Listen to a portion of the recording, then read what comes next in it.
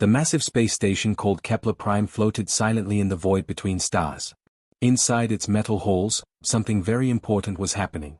Ambassador Kim Tae-ho walked slowly down the bright corridor, his black diplomatic uniform neat and proper. His face showed no emotion, but inside his heart was beating fast. Today would change everything. The main meeting room was huge, with a round table in the center. Around this table sat creatures that looked like nightmares. Some had too many arms. Others had eyes like burning coals. A few looked like giant insects with clicking sounds coming from their mouths. These were the leaders of 12 different alien races, and they all hated humans. Kim Tae-ho sat down in his chair. Next to him was Lee Soo-jin, a woman in military clothes who worked for Earth's army. She looked calm, but her hands were folded tight in her lap. Across from them was Park Jin-woo, who handled all the communication equipment. He kept his eyes down, pretending to check his devices. The biggest alien at the table stood up. His name was General Vextar, and he had 4 thick arms covered in dark scales. When he talked, his voice sounded like rocks falling down a mountain. "Humans," he said with disgust in his voice. "Your time is over. You will take your ships and go back to your little solar system. You have 1 cycle to do this, or we will make you." Lee Soo-jin wanted to laugh, but she kept her face straight. She had read secret files that these aliens knew nothing about. Humans were not the weak race these creatures thought they were. Far from it. Another alien spoke up. This one looked like it was made of bright light trapped inside a clear crystal box. Its voice echoed like thunder in the distance. "Your people are too young and stupid to live with the rest of us in space. Take our deal, or you will be sorry." Kim Tae-ho leaned forward in his chair. He spoke in a quiet, respectful voice. "Maybe we can find a different way to solve this problem. We could talk about other options that work for everyone." The insect creature made a loud clicking sound with its mouth. Its many eyes all turned to look at Kim Tae-ho. "There are no other options, human. 12 races against 1. Even your weak minds can understand those numbers." Park Jin-woo touched a small button on his communication device. Nobody could see him do it because his hand was under the table. Right now, everything the aliens were saying was being sent through space to Earth. The leaders of humanity were listening to every word. General Vextar walked around the table, his heavy footsteps making the floor shake. "Look around you, human. See how many we are. See how few you are. Your people live on 1 small planet and a handful of tiny colonies. We control thousands of worlds. We have ships that could block out your sun. We have weapons that could crack your planet in half." An alien that looked like a walking tree with purple bark joined the conversation. "Your species appeared in space only 50 years ago. We have been traveling the stars for thousands of years. You are children playing with toys while we are masters of the universe." Lee Soo-jin had to bite her tongue to keep from smiling. These aliens had no idea how wrong they were. Humans had been preparing for this day for decades. Every single thing these creatures thought they knew about humanity was a lie carefully created to fool them. The crystal being's voice got louder. "We have been patient with your kind. We let you build your small colonies. We let you trade with some of our people. But you have become too bold. You take more space every year. You ask too many questions. You do not show proper respect to your betters." Another alien, this one covered in thick fur with 3 heads, spoke for the first time. "Your ships are slow and weak. Your weapons are primitive. Your soldiers die too easily. What makes you think you can stand against us?" Kim Tae-ho stood up slowly. He looked at each alien face around the table. "We have always tried to be peaceful neighbors. Every colony we built was an empty space that nobody else wanted. Every trade deal we made was fair to both sides. We have never attacked anyone first." General Vextar slammed one of his 4 fists on the table. The sound was like a gunshot. "Enough of your lies. You will accept our terms, or you will be destroyed. Those are your only choices." The meeting went on for 3 more hours, but nothing changed. The aliens would not listen to any compromise. They would not consider any other solution. They wanted humanity to go back to Earth and stay there forever, like pets in a cage. Finally, all the alien delegates stood up to leave. They walked out of the room talking and laughing among themselves. They were already planning how to divide up the human colonies among their own people. But as they left, none of them saw the small smile that appeared on Lee Soo-jin's face. None of them noticed Park Jin-woo quietly packing up his communication equipment. And none of them realized that they had just made the biggest mistake in galactic history. The aliens thought they knew everything about humans. They were about to learn how wrong they were. Deep inside a mountain on Earth, in a place called Cheyenne Mountain, something very important was happening. The mountain had been hollowed out many years ago to create a secret base. Now, in the deepest part of this base, the most powerful people on Earth were meeting. General Choi Minute-ho stood in front of a huge screen that showed the entire galaxy. Little dots of light moved across the screen like fireflies. But these were not fireflies. They were alien warships, and they were all heading toward human space. The general was a tall man with gray hair and serious eyes. He had been preparing for this day his entire life. "They have given us 72 hours, he said to the room full of important people. "Our spies tell us that 12 different alien armies are coming to attack us. They think this will be easy." In the back of the room, Director Han Yui sat at a special computer chair. She was a small woman with quick hands and an even quicker mind. When she touched the chair, lights began to glow around her head. The computer was reading her thoughts directly. "Operation Sleeping Tiger is ready," she said. "All our hidden people are in place. All our secret ships are waiting. We can begin whenever you give the order." At the front of the room sat President Yoon Dae-eun. She was the leader of all humanity, and the hardest decision in human history was in her hands. On her desk were special codes that would start the biggest secret operation ever created. "Are we sure about this?" she asked. "Once we show the aliens who we really are, we can never go back to hiding." Admiral Song Hyun-wook stepped forward. He was the commander of all human space forces, though the aliens thought human space forces were small and weak. "Madam President," he said, "the aliens made this choice for us. They decided that humans could be scared into giving up.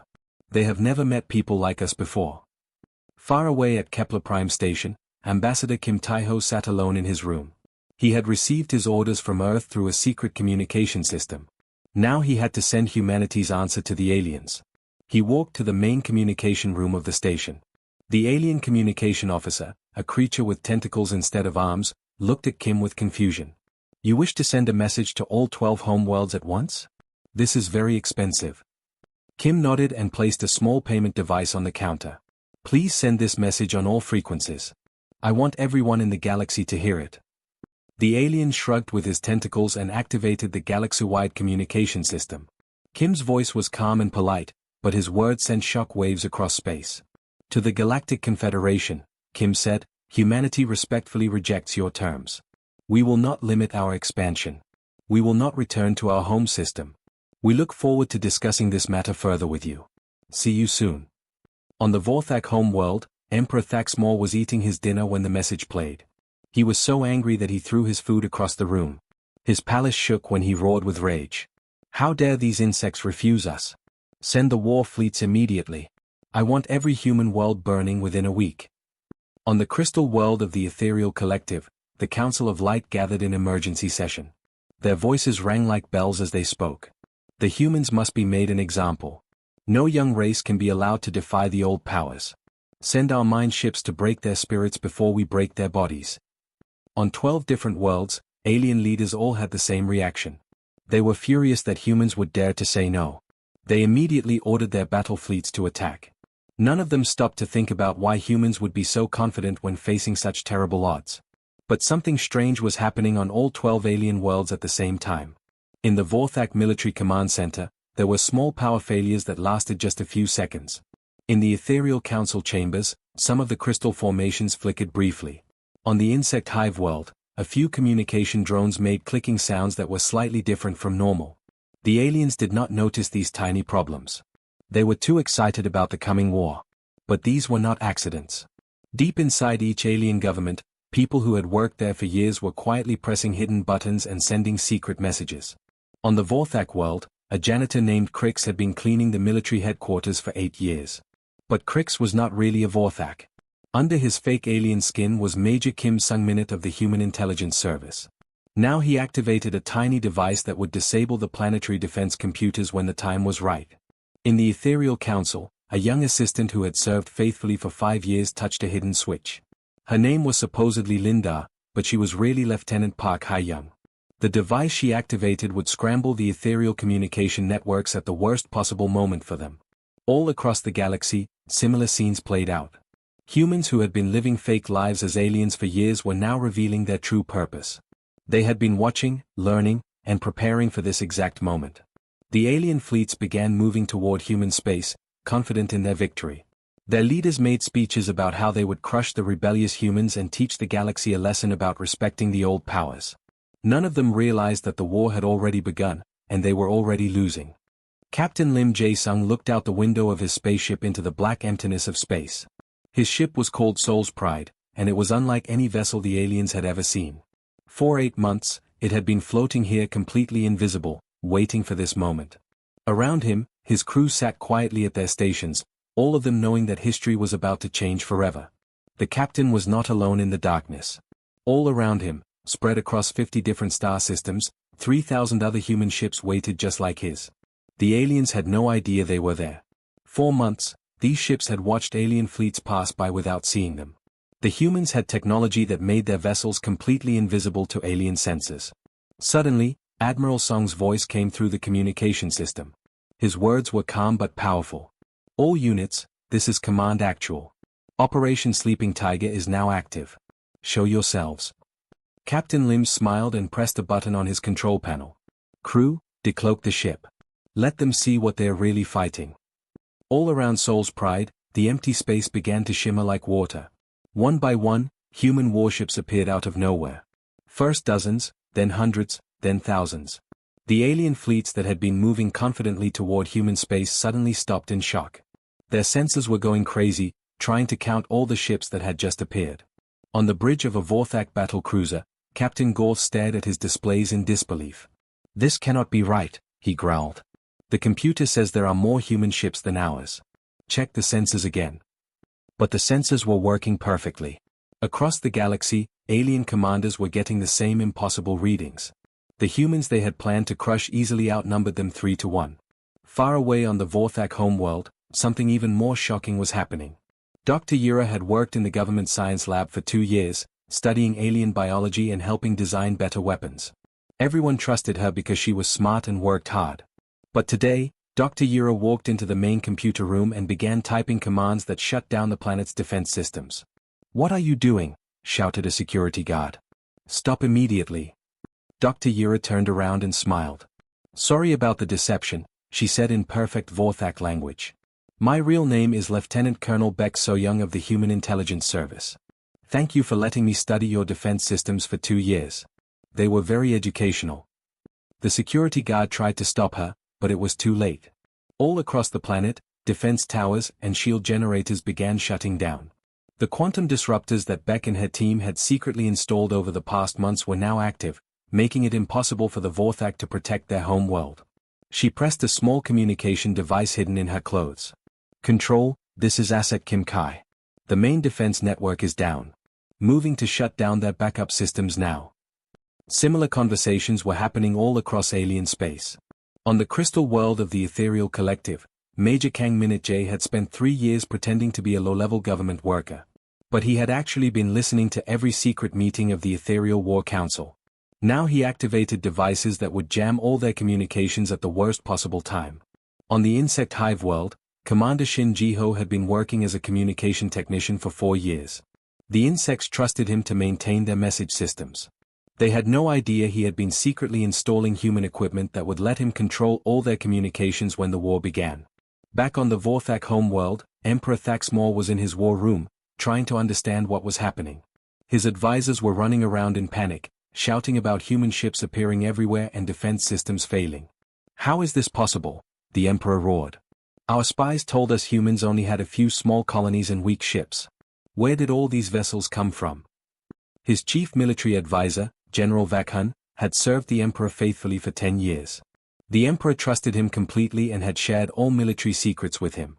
Now General Vakhun stepped forward with a sad smile on his face. "I am sorry, Your Majesty," he said. "My real name is Agent Lee Dong-hyun of the Human Intelligence Division. I have been reporting everything to Earth for the past decade. Thank you for the excellent access to all your war plans." The Emperor's forearms shook with rage, but there was nothing he could do. His most trusted advisor had been a human spy all along. The same scene was happening on world after world. Alien leaders who thought they knew everything about their enemies discovered that humans had been living among them for years. The janitors, scientists, technicians, and even high-ranking officials that aliens had trusted were actually human agents. On the ethereal crystal world, the Council of Light discovered that their communication officer was really Captain Park Minute-Ho. On the insect hive world, their head computer technician revealed himself as Major Yoon Seo-jun. Even the tree-like aliens found that their agricultural advisor was actually Colonel Kim Hae-jin. The aliens had thought humans were primitive newcomers who had only been in space for 50 years. Now they realized that humans had been planning this moment for decades. Every alien government had been infiltrated. Every military secret had been stolen. Every weakness had been discovered and catalogued. The war the aliens had expected to win easily was already over before it began, and they were the ones who had lost. In the darkness of space near the Crimson Nebula, Fleet Admiral Park Soo-bin stood on the bridge of her massive warship, Busan Thunder. Through the large windows, she could see the red and purple clouds of gas that gave the nebula its name. But today, those beautiful clouds would witness something the galaxy had never seen before. The alien fleet approached with confidence. 12 heavy battle cruisers from the Vorthak Empire, supported by fast attack ships from 3 other alien races. They had come to destroy what their senses told them was a single group of human ships. The alien commanders were laughing as they prepared their weapons. This would be an easy victory. Admiral Park was a calm woman with steady hands and sharp eyes. She had been fighting in space for 20 years, but the aliens knew nothing about her experience. They still thought humans were new to warfare. How long until they reach weapons range? She asked. Tactical Officer Kim Hae-jin looked at her computer screen. She was young but very skilled at reading battle information. 3 minutes, Admiral. The Vorthak heavy cruiser Bone Crusher is leading the attack. They're trying to target our ship first.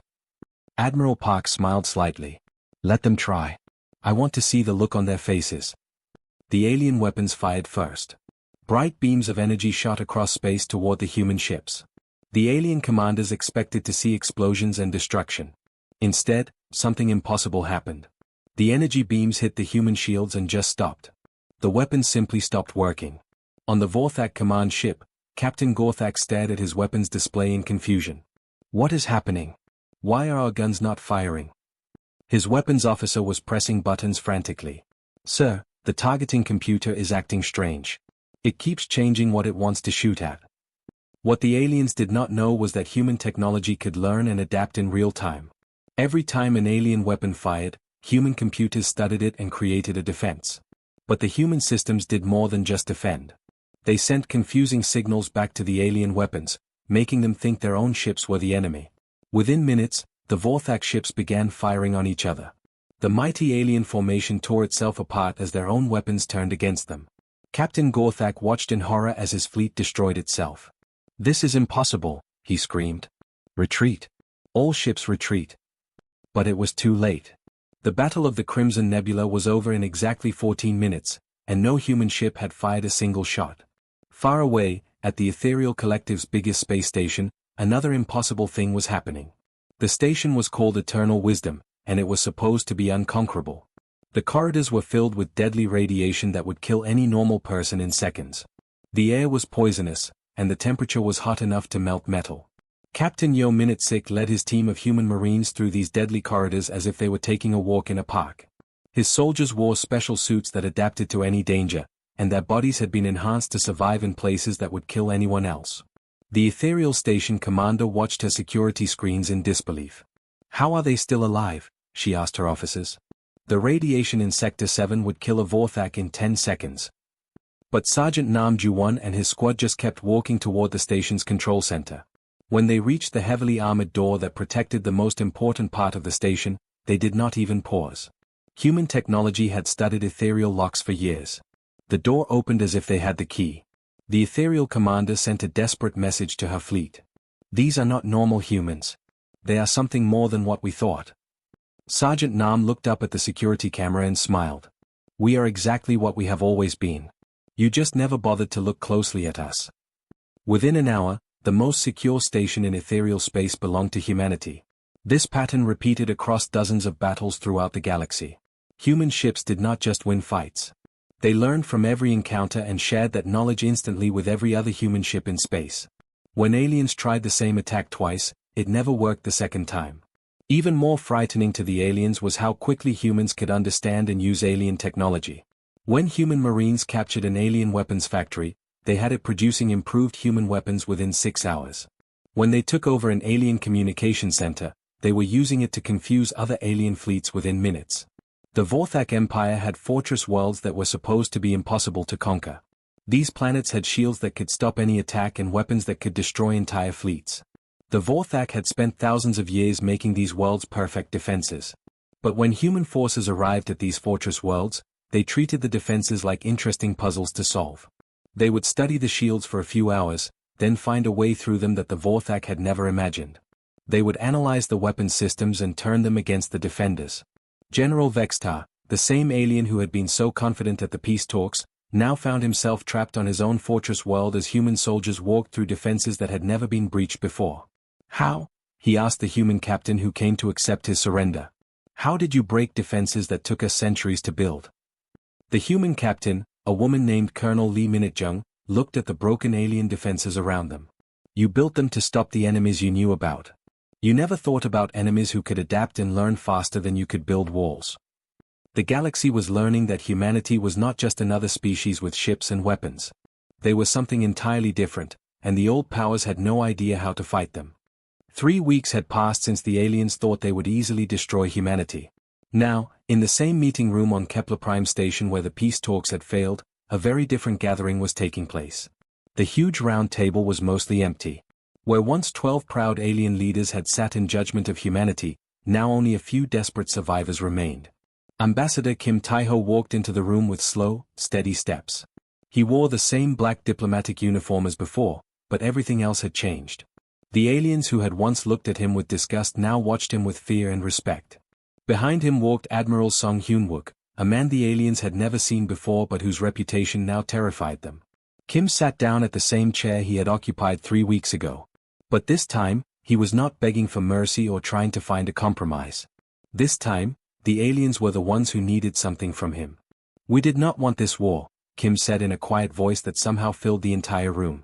Every single thing humanity did in this galaxy was to protect ourselves. Every colony we built was in response to your people taking our trade routes. Every ship we launched was because you threatened our peaceful settlements. At the far end of the table, General Vextar sat in a special chair that kept him from moving. Heavy metal restraints held his 4 arms in place. Once he had been the mighty commander of the Vorthak Empire's armies. Now he was a prisoner of war, and his empire lay in ruins. You destroyed our fleets. Vextar snarled, his voice full of anger and pain. You attacked our home worlds. You turned our own weapons against us. Admiral Song stepped forward. He was a calm man with gray hair and the bearing of someone who had seen many battles. We stopped your ability to hurt us and other innocent people, he said in a steady voice. But look around you, General. Your worlds are still there. Your people are still alive. We could have done much worse to you, but we chose not to. Suddenly, the air in the center of the room began to shimmer. A 3-dimensional image appeared, showing the face of President Yoon Dae-eun. She was speaking from Earth, but her image looked so real that she seemed to be sitting at the table with them. People of the Galactic Confederation, she said, humanity offers you the same choice you gave us 3 weeks ago. You can live with us as equals, sharing the galaxy in peace. Or you can become irrelevant, forgotten by history. We have no interest in ruling over you or taking your resources. We simply refuse to let anyone put us in a cage. Director Han Ui, who had flown in from Earth for this meeting, pressed a button on her computer. The walls of the room lit up with a huge display showing the entire galaxy. But what the aliens saw on this display shocked them more than all the battles they had lost. The screen showed the truth about human presence in space. For 50 years, the aliens had believed humans controlled only a few small colonies and had weak, primitive technology. The reality was completely different. Human influence reached across half the galaxy. There were human settlements, bases, and monitoring stations in hundreds of systems that the aliens had thought were empty. For 50 years, Director Han said, you have seen only what we wanted you to see. A few visible colonies, some obvious trading posts, ships that looked simple and slow. The truth is that we have been here all along, watching you, learning about you, preparing for the day when you would try to destroy us. An ethereal collective representative, one of the few survivors from that ancient race, flickered with confusion. The crystal being that contained her energy form pulsed with different colors as she spoke. Why hide your true strength? Why let us believe we were more powerful than you? Ambassador Kim's face showed genuine sadness. Because we hoped you would prove that you deserved our respect. We wanted to find equals in this galaxy, people we could work with as partners. Instead, you chose to see us as primitive animals that needed to be controlled or destroyed. As the meeting continued, something remarkable began happening. Human communication officers throughout the room started receiving message after message from across the galaxy. These were not threats or demands for surrender. They were requests for friendship.